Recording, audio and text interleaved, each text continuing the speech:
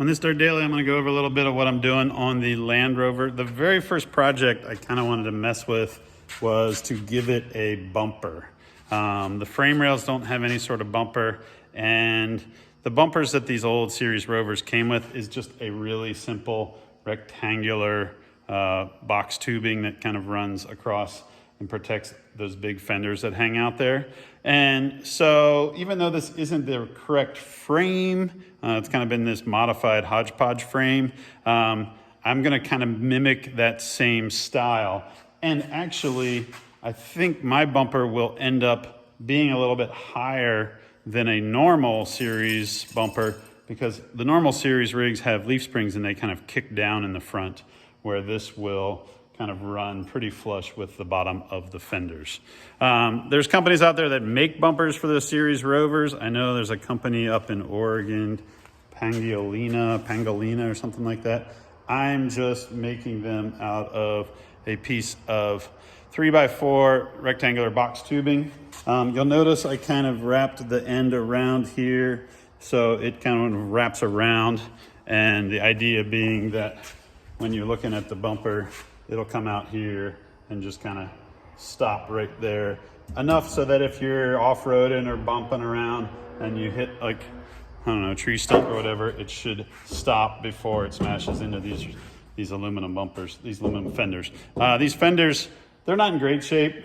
They've got some dents in them and stuff, but I think I still want it to kind of have that classic look. And then if I ever want to put a winch on it, the winch will live up here on top.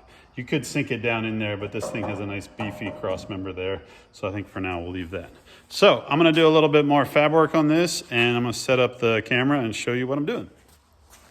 So this is my next step on this bumper project. I've already cut it to length that I want the overall length to be, but then I actually added, I cut a little bit longer than length, because I want this part of the tubing to wrap down and around and weld to the rest of the box tubing here where it's kind of curved. I did that on the other side already. Basically, my plan is to heat this metal right here.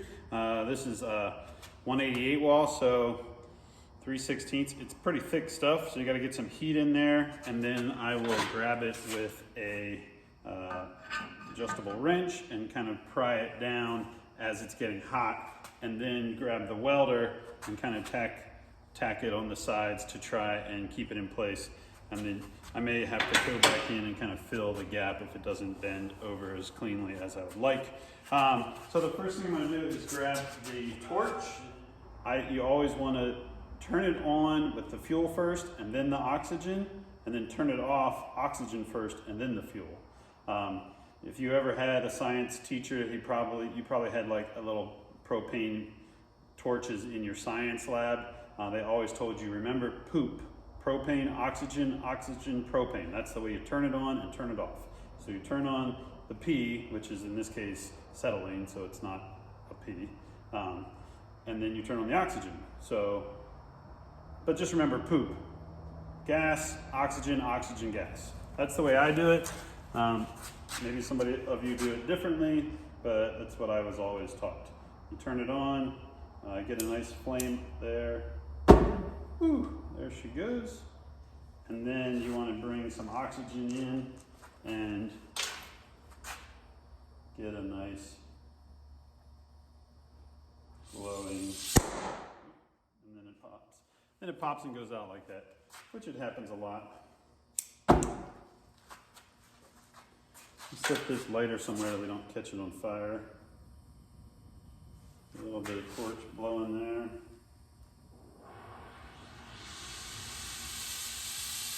With this bright of a flame, you're definitely going to want some dark glasses or a welding helmet. I'm going to use my welding helmet and set it to grind. So it's not as dark as it would be for welding, but it will protect your eyes from the flame.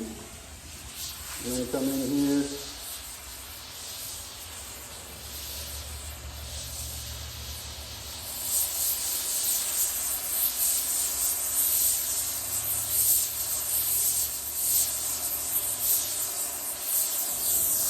So I want this to start bending right past where that seam comes up in. So you can see how there's the curved piece and then the flat piece that sticks out. I want it to kind of bend. So. And then it blows out again. It's funny, like whenever you watch the A-Team or Monster Garage, those shows where they use the torch, like they never have that problem of it, like popping and burning out. But I do.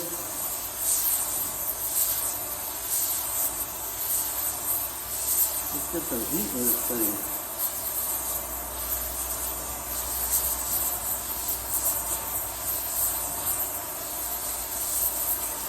Then you come up from underneath here. Remember, all I'm doing is trying to get some heat in this, get it nice and glowing red so that I can bend it down around and weld it into place where I want it. You could cut all this off and use a nice thinner piece of metal and just weld it in, but I don't know, this is fun. Gives you a reason to play with the torch.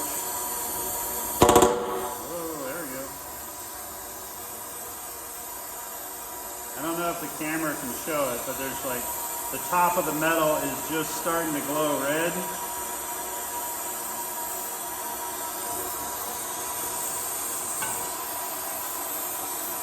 Kind of give it a little bit of space. You don't have to be laying right onto it. Kind of want the point of that really bright flame on the metal. And that will heat it up pretty good. It's working now. It's definitely getting warmer.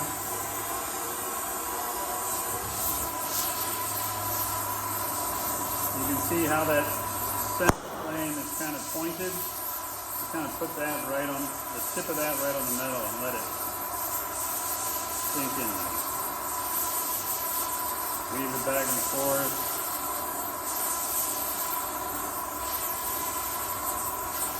I know that the end of it overhangs a bit, so I don't really need to do all of, like I'm not going to get it red hot all the way out to the end. I'm basically going to do the section that needs to curve around.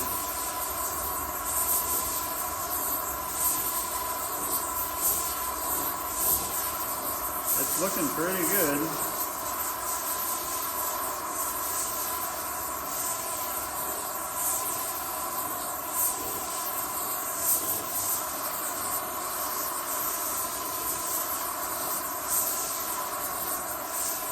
I like it.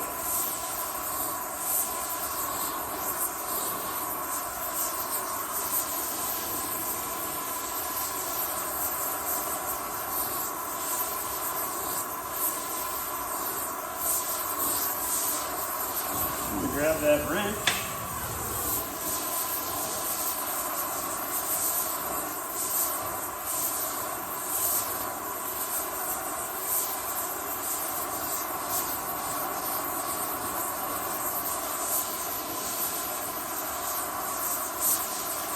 Put these in here.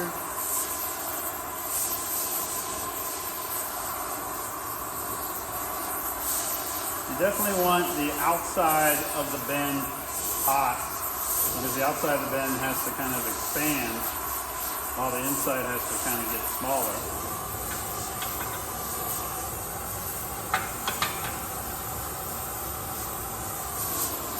Get these corners ready.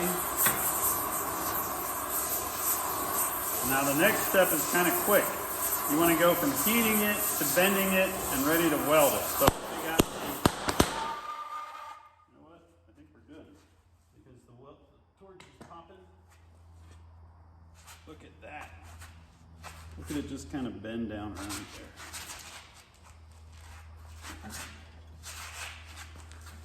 You grab the welder here. I got a really big gap right in there. I'm going to come in here with the hammer. And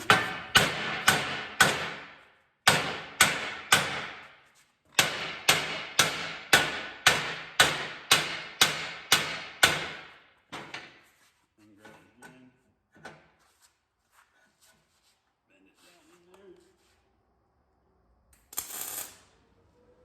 forgot I was on the grinding setting. I just stared right into that pack. I really wish this helmet would allow me to change the settings on the outside.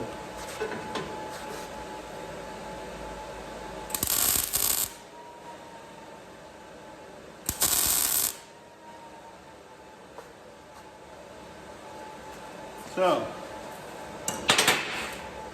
how'd we do? The outer piece is wrapped around. Whew, I think that's heating. I bent it down around, but it still left a pretty big gaping gap right there, which doesn't really surprise me because I kept like the profile edges of that outer edge, and that doesn't want to bend down as nicely. The other end kind of ended up the same way. So what I'm going to do is I'm going to beat it down a little bit and then fill that in. Weld the back of this in, cut this off, and honestly, I'll probably grind it up really nice and smooth, and you'll never know other than the fact that you just watched me do it and left a big gaping gap in it. So I'm going to do some more cleaning, welding, grinding, hammering, beat this thing into submission, and then get ready to mount it on the front of that Land Rover. Thanks for tuning in, guys.